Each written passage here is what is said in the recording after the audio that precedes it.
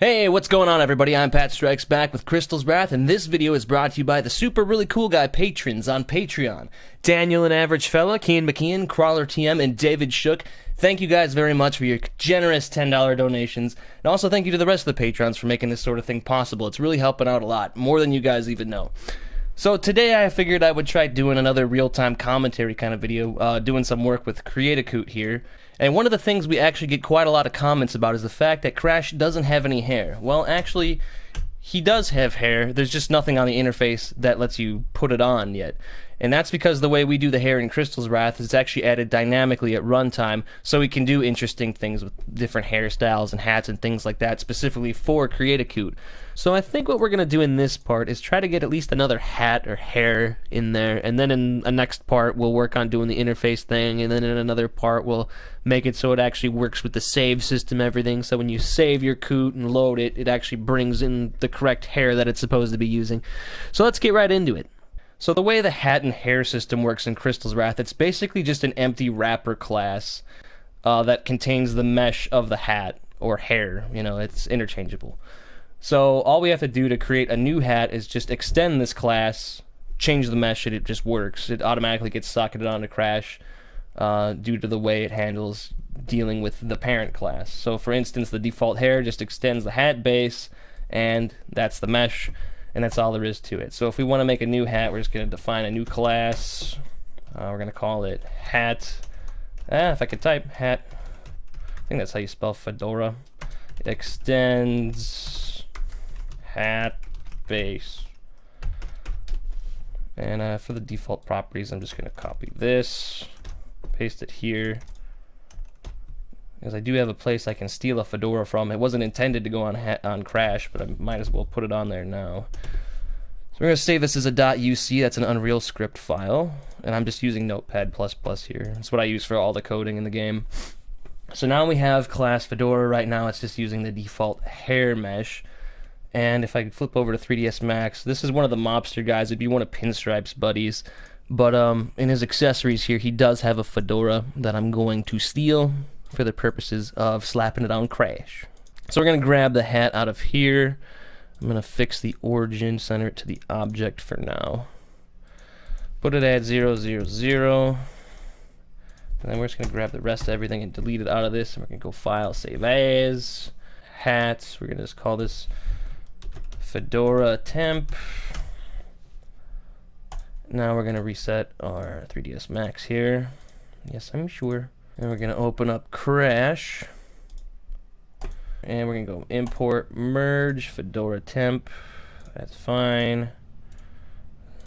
Bring this up a lot. God, it came in really small. And before we do anything with it, we're going to go and reset the X form. And convert that back to an editable poly. So here's our fedora, and we're just going to delete Crash's hair. And now we're just going to find out the best position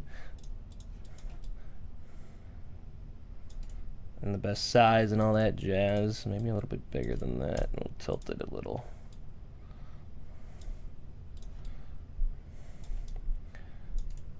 This is one of the hard things about putting hats and stuff on Crash is because of the way his ears and just his head in general is. It's kind of hard to get it in a spot where it's not intersecting all crappy. It's really hanging off the back a lot there. Crash's head sucks. This dude probably has a really hard time finding hats IRL. I'm just going to freeze everything so I don't grab stupid crap while I'm doing this. Oh God, there's just no good spot.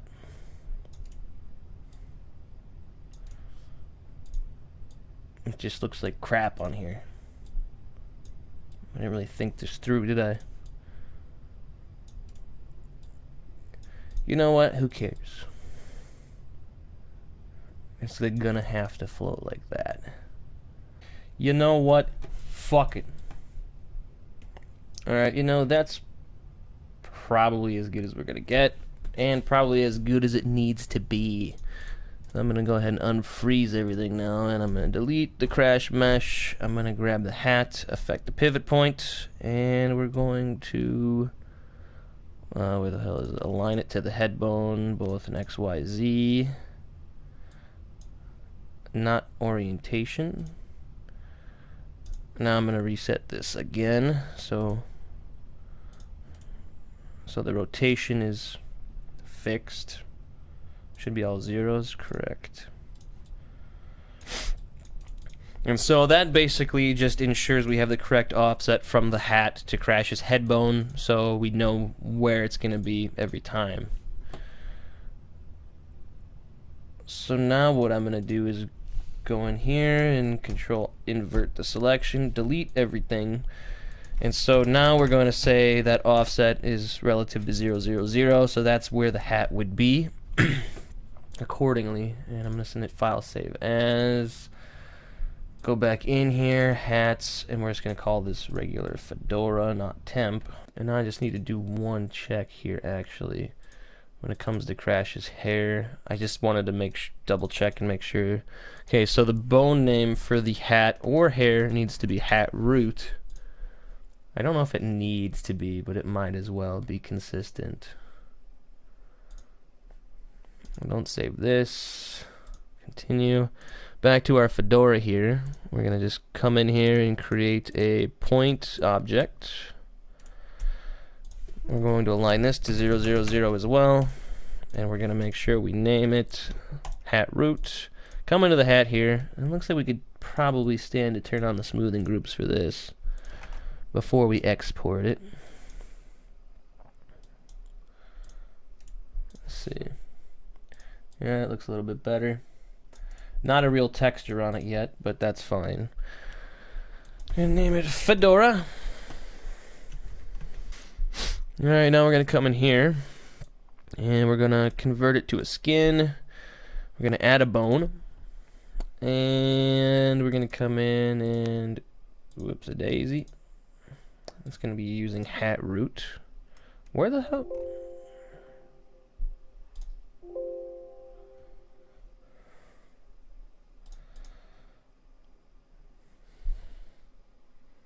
This is what we deal with.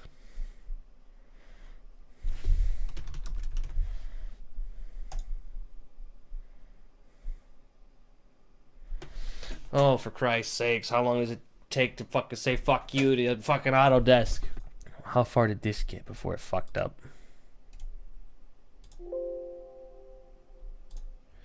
Okay. Hat add. Hat bone, or hat root. Make sure the envelopes all seem fine. It's only one bone, so it shouldn't do anything besides that. Yeah, if we manipulate the bone, that should all come with it. Now we're gonna select our fedora. Export selected. And we're gonna come into our hats folder, and we're gonna call this fedora.fbx. All well and good. And we're gonna go into, close that. I'm gonna come over to here, and we're gonna go ahead and, let's see, hats. We're gonna import it here. We're gonna find our hat. Fedora. Skeletal mesh. Don't import any animations. Grouping Fedora. Name Fedora mesh. And that all seems good to me. There she blows. We're going to save that package before it crashes. Let's take a quick look here.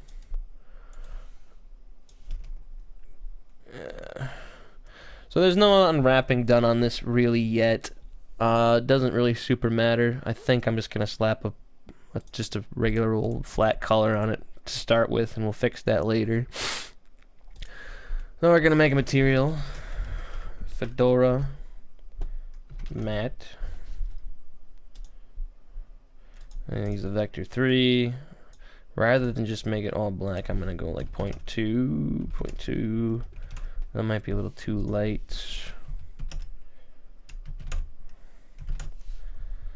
0.03, 0.03, 0.03.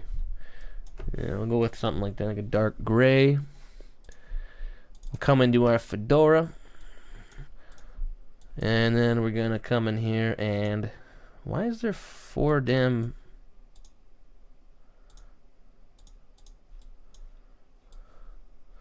Okay, I need to go back and fix something because for some damn reason this has like a fucking bajillion goddamn, what you call it, material IDs with it. So we're just gonna set it to the first one. We're gonna re-export this. Redo that. Okay. Okay. Close that. Re-import this. And here's the fedora. Good enough. So now we're gonna come in here, copy the full name of this mesh to the clipboard. Hat fedora, hat base, blah blah blah, and the only component we need to change is what the skeletal mesh is actually pointing to, and that'll be the fedora. Save that, and we're gonna have to close this and compile. This is how every little thing goes. So when you guys are all like, you guys have been working on it so long, it's a pain in the ass. Fuck you too, even. Alright, so now we're back into the thick of it. Let's go into our main map here. Now we should be able to do attach hat, hat default hair. There's that. Now if we go attach hat, hat fedora, boom. Now he's a gangster. He's a straight up G. The gangster life is the life for he. Now there's one other thing I'm pretty sure is going to be a huge goddamn issue, and that's the fact we have a couple morph targets that completely distort Crash to the point where this hat no longer makes much sense, and I'm not sure what we should do about that, if we should even bother to try to, you know, compensate for that in any way, or just not allow you to do that, maybe change these morph targets, but I don't know. Because, I mean, this is a little bit too fucked up. But then again, if you really don't want it, you just don't use that morph, I guess.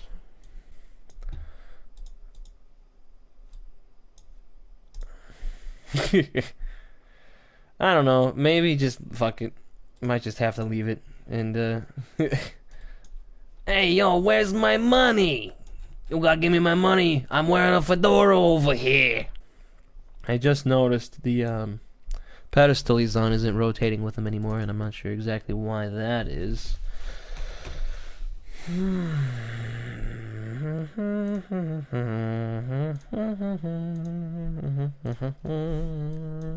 Alright, it was just being an asshole. Alright, so now we got a fedora. We got the default hair. I'm thinking I might need to make like a master material that contains the color for the hair and let you modify the color as well.